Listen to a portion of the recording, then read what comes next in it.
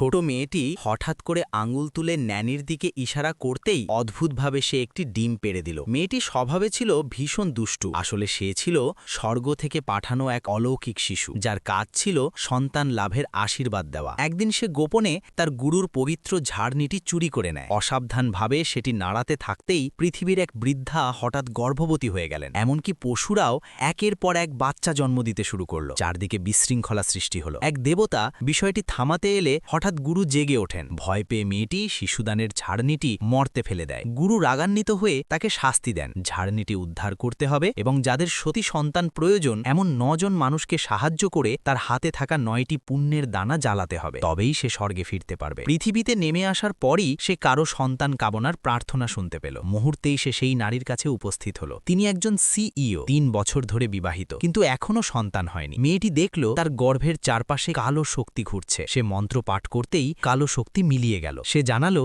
কারোর খারাপ প্রভাবে তার সন্তান হচ্ছে না। যদিও সিইও প্রথমে বিশ্বাস করলেন না, কিন্তু সন্তান পাওয়ার আশায় ব্যাকুল ছিলেন। মেয়েটির প্রতি মায়া হলো তাই তাকে দত্তক নেওয়ার সিদ্ধান্ত নিলেন। সিইওর বাড়িতে পৌঁছে মেয়েটি দেখল চারদিকে বিষাক্ত কুয়াশার মতো অশুভ শক্তি ছড়িয়ে আছে। মন্ত্র উচ্চারণ করতেই তা অদৃশ্য হয়ে গেল। ঘরের ভেতরে সে দেখল 2টি যমজ আত্মা ভাসছে। তারা সিইওর গর্ভে জন্ম নেওয়ার কথা ছিল, কিন্তু কোনোভাবে প্রবেশ করতে পারছিল না। মেয়েটি তাদের সাহায্য করতে উদ্যোগ নিল। ঠিক তখনই ন্যানি ও শাশুড়ি ঘরে ঢুকে সিইওকে বন্ধাতের জন্য উপহাস করতে লাগল এবং অনুমতি ছাড়া শিশুকে দত্তক নেওয়ার অভিযোগ তুলল। এসব শুনে মেয়েটি ভীষণ রেগে গেল। সে আবার আঙুল তুলে ন্যানির দিকে ইশারা করতেই ন্যানি সঙ্গে সঙ্গে একটি ডিম পেড়ে দিল। মেয়েটি বলল সিইওর ভাগ্যে অনেক সন্তান রয়েছে, কিন্তু ন্যানির ভেতর অশুভ শক্তি ভর করেছে। সে ন্যানির পায়ের দিকে ইঙ্গিত করে বলল সেখানে একটি আতা লেগে আছে এবং কাঁদছে। সঙ্গে সঙ্গে ন্যানির পা শক্ত হয়ে গেল, মুখে ভয় স্পষ্ট হয়ে উঠল। শেষে মেয়েটি দৃঢ়ভাবে সিইওকে জানালো 3 মাসের মধ্যেই তিনি নিজের সন্তান ধারণ করবেন।